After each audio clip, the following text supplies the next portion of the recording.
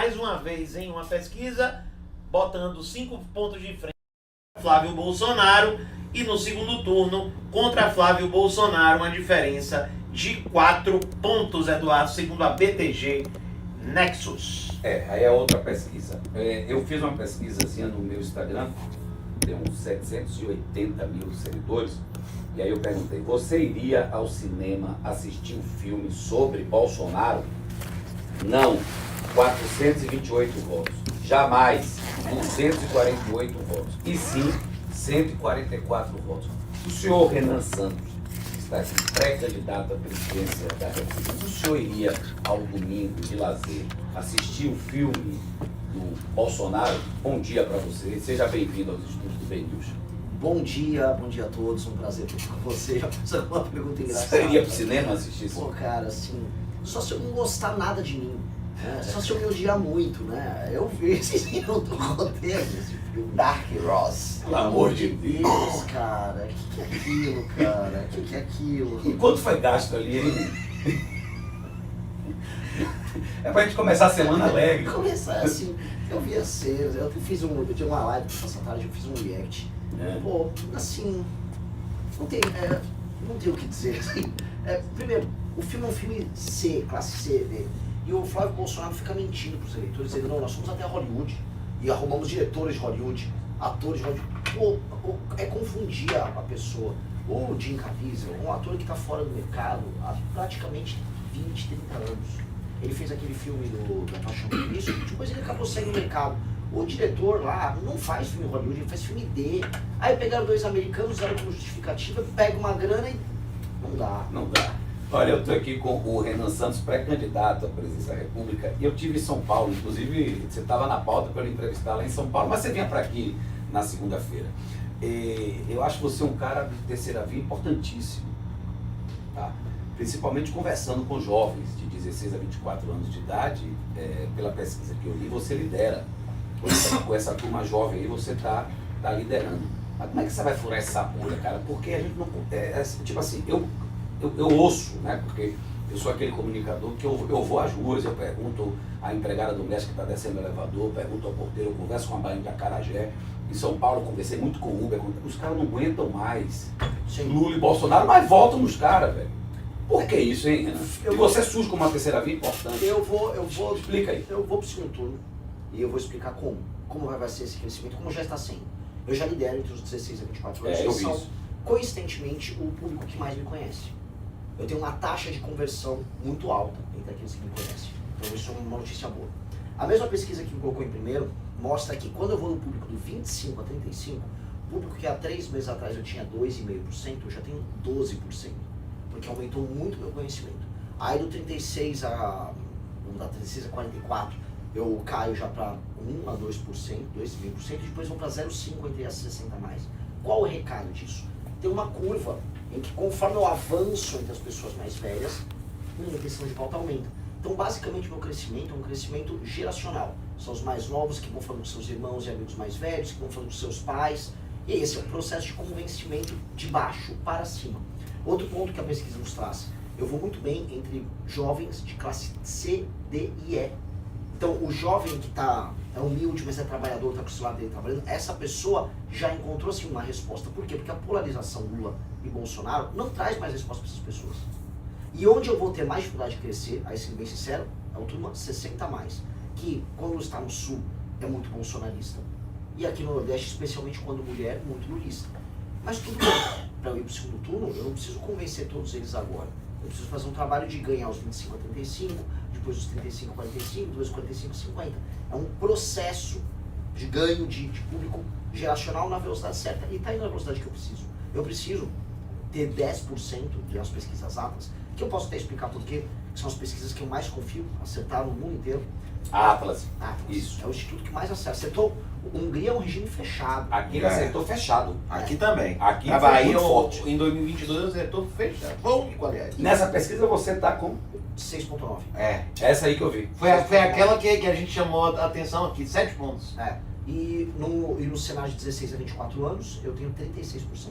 É muito. É muito, assim, é um valor. Eu tenho primeiro, passei o Lula e passei o Flávio. E eu tenho, enfim, comentam comigo quem contrata os trackings da Atlas, que após essa derrocada agora do Flávio, entre os mais jovens eu já subi para 41%.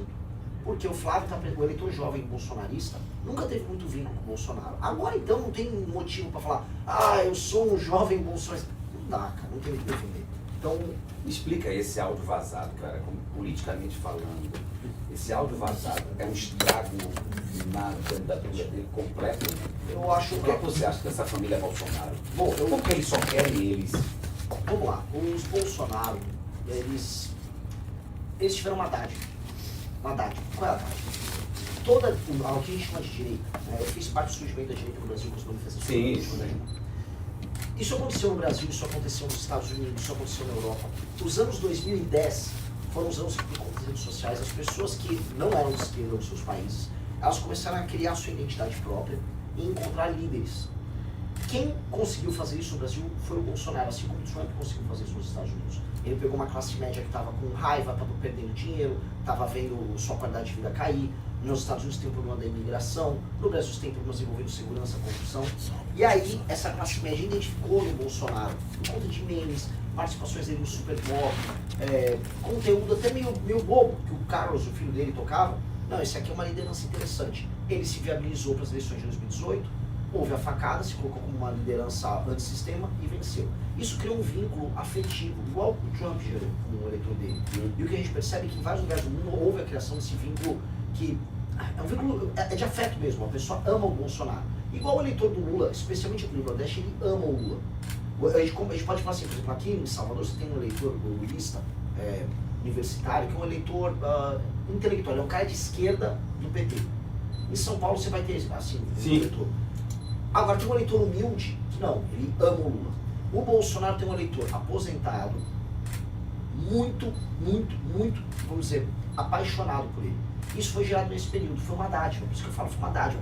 Todos os políticos que tiveram essa dádiva nos anos 2010, eles ficaram grandes por muito tempo. Mas isso não se repetiu para as gerações mais novas. As gerações mais novas não têm um vínculo afetivo com o Bolsonaro. Nossa geração tá aí. Assim, ela tá aí. E o que eu digo? Precisa saber se ela vai votar mesmo, se ela vai no domingo. Vai, porque hoje é a geração que está mais ativa politicamente no Brasil. Porque o nosso projeto de Goiás, a diferença é que em 2022 era uma geração que não queria votar em ninguém. Muitos votaram no Lula, foram nem votar. Essa, né? A partir de 2022, 2023, 2024, quando começou a surgir um projeto para a nossa geração, que é o nosso projeto, essa geração começou a ganhar energia com isso. Mas eu não falo nem apenas dos muito jovens, posso falar de um público de 40, 50 anos. Essas pessoas não são mais apaixonadas pelo Bolsonaro, muito menos pelo Flávio, e elas estavam tomando nas pesquisas uma decisão meramente, vamos dizer, pragmática de enfrentar o Lula. Vou votar em alguém O antipetismo, é isso? O antipetismo. Eu tenho um exemplo para te dar, Renan. Você é um cara muito inteligente e é importante que o Nordeste, né, principalmente a Bahia, ouça. Você está falando agora para 328 municípios, porque nós temos uma rádio em Riachão de Jacuípe também, e aqui na Bahia, e você está no YouTube.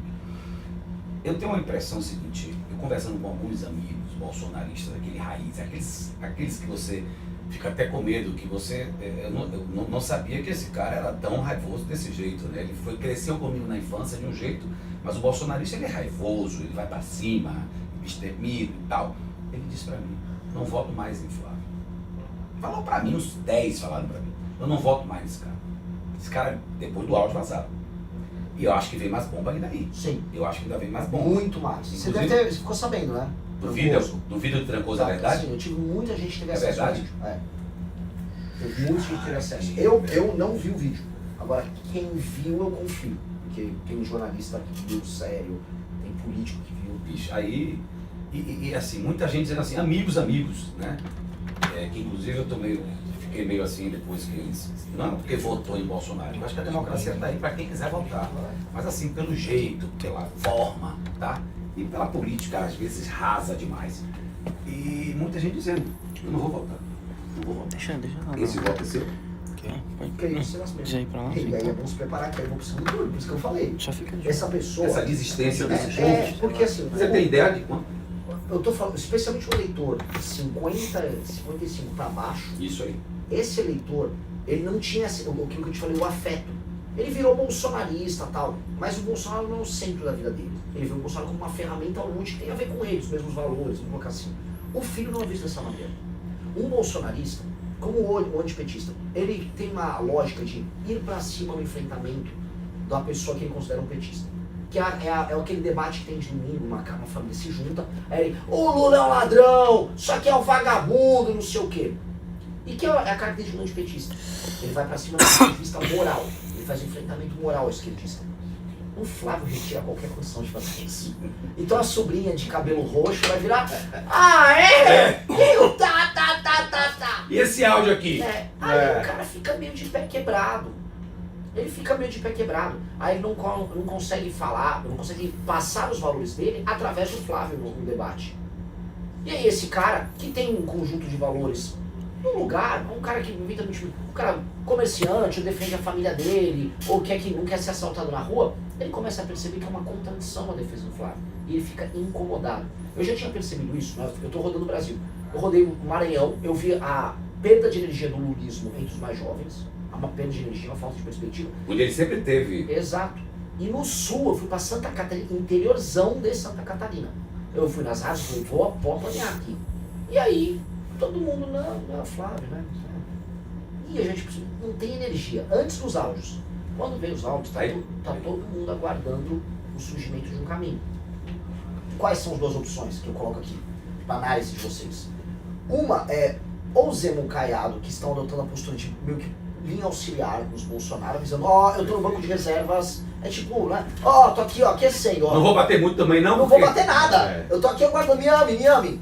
E eu avisando, isso aqui era uma porcaria desde sempre, eu tenho um projeto muito bom, eu tenho uma linha ideológica que você concorda, eu tenho um sistema de valores muito parecido com o seu, e assim, eu não tenho esses erros nas costas, mas eu não vou me furtar de avisar você, eleitor, que você tava errando ficando com esse cara.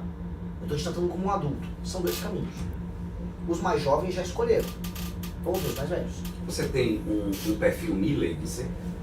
Eu falo isso de você. Saiu um coach muito bom na CNN falando que eu era Milley na forma e Bukele no conteúdo. Eu li. Eu acho o Milley, o meu perfil de campanha muito parecido com o Milley. Eu tenho banda de rock, ele tem banda de rock. É meio descabelado, eu acabei de olhar aqui, tá um pouquinho descabelado. Comete sincericídios, né? O sincericídio eu vou fazer essa e essa reforma, e todo manualzinho de marketing política avisa, não fale isso, vai perder eleitor. Ele fez isso. Então eu acho que faz muito sentido, especialmente na forma. Na aplicação das políticas públicas, até ele teve uma tese que eu acho muito bom, que é, ele logo no começo do mandato, ele mandou o que eles chamam de reforma pacote ônibus. Ele botou todas as reformas de uma vez e pautou o Congresso argentino por um ano fazendo isso. Acho legal enquanto estratégia. Mas ele não tá bem lá, né? Hoje não, porque as reformas ainda estão demorando a maturar e darem uma resposta. Então ainda está um clima de indefinição na Argentina. Mas como modelo de candidato, acho ele um modelo muito interessante. Renan Santos, pré-candidato à presidência da República pelo partido Missão. Renan, eu queria que você fizesse uma análise de Lula e uma análise de Bolsonaro. O Jair ou o Flávio? A família. Tá. Vamos lá. O Lula faz parte de um projeto que foi o maior, assim, o meu inimigo, tá? Inimigo histórico enquanto visão de mundo. Mas é o maior partido político da história do Brasil, que é o PT. E eu estudei muito o caso do PT, estudei muito como eles se organizaram, como eles fizeram, porque eu pretendo ter o maior partido político já feito na história, o partido que eu fundei agora no final do ano passado, que é a Missão.